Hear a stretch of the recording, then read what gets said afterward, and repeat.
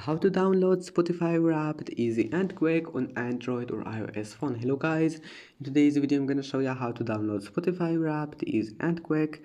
First open settings and then go to this one here, apps, and then click apps again. Now type here Spotify, click on it, then click force stop and go to storage, clear data, click OK.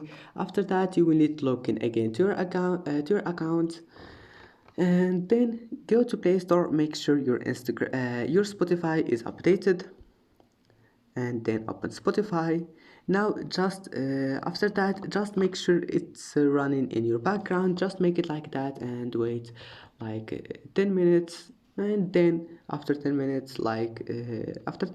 just close it, and then turn off your Wi-Fi and turn it on again and open it, and you will find that your problem is fixed. And I hope that can fix your problem, and see you in the next video.